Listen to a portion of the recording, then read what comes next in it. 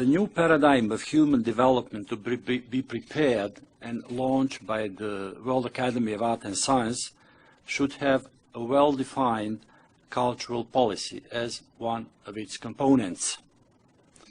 The general aim of the policy should be to ensure preservation of cultural richness of humanity and enable creation of an efficient global governance system. Here I shall first describe briefly, very briefly, the existing cultural policies. Then I shall give a condensed outline of a possible cultural policy of the Academy.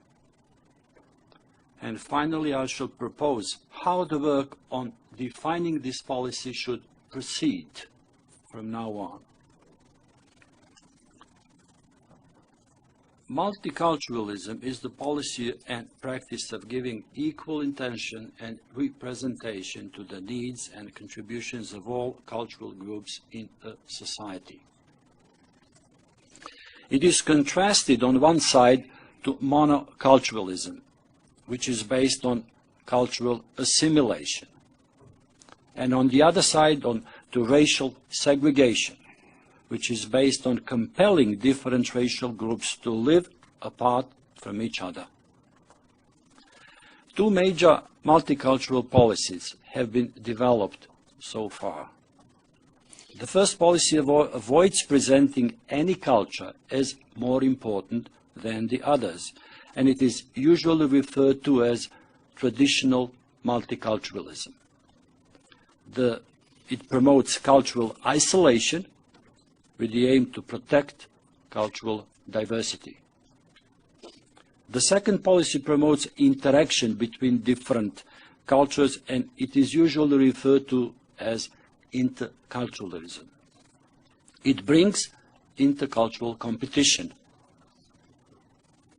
In the Western states, multiculturalism as the official cultural policy started in Canada in 1971 and in Australia in 1972. After that, it was quickly adopted as the official cultural policy by most member states of the EU. However, recently, the governments of Denmark and the Netherlands have reversed their cultural policy, returning to monoculturalism. A similar reversal is the subject of debate in the UK.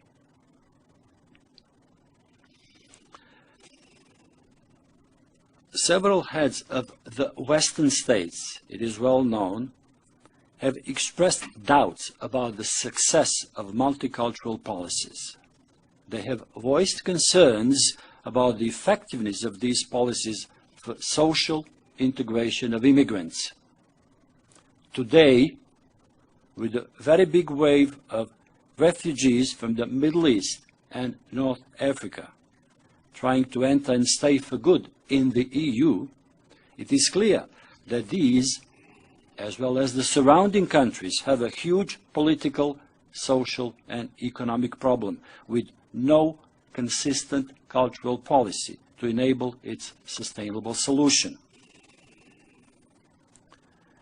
Traditional multiculturalism is seen by its supporters as a fairer system than monoculturalism. To express who they are, it ensures a high level of tolerance, and it enables an easier approach to social.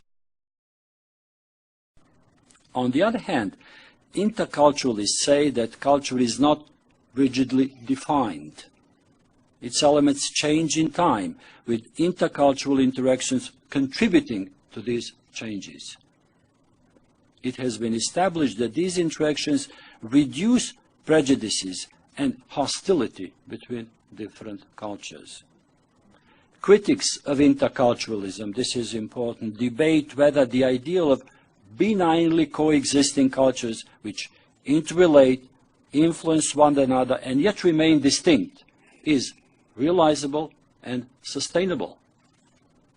It is argued that a nation-state which has been synonymous with a distinctive cultural identity is endangered by enforced interculturalism, which can ultimately erode this. My opinion is that the Academy should adopt soft interculturalism as its cultural policy. We should support critical dialogue within cultures and between them, and challenge segregation tendencies in cultures. This policy should appear as the response to the criticism to traditional multicultural policy, which legitimized separate cultural communities, accentuated their specificities, and isolated them from each other. The policy should be based on the recognition of both differences and similarities between cultures. The intercultural policy of the Academy should be a global policy of recognition of common human needs across cultures. We should reject the claim that only the members of a particular cultural group have the ability to understand its specificities. In parallel, we should insist on protecting cultural diversity, often standing against economic forces which favor uniformity. Let me emphasize that in 2005, UNESCO adopted the Convention on the Protection and Promotion of the Diversity of Cultural Expressions, which supports interculturality. It was said in that document that multiculturalism had faced serious problems and that need to be resolved, but through interculturalism rather than through restoring traditional monoculturalism. I think that in order to define a cultural policy of the Academy, now I'm very concrete, to be included in the new paradigm of human development, a working group with such a task should be formed within the Academy. It should include sincerely interested members of the Academy and individuals from other organizations, with most of them being socio-cultural anthropologists. However, since the members of the Academy involve only a few such experts, whose activism in recent years has been minimal, this condition represents a serious obstacle.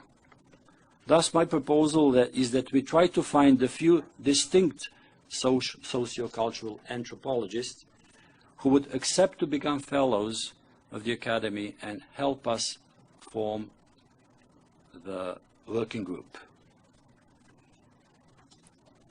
That has been all. Thank you very much.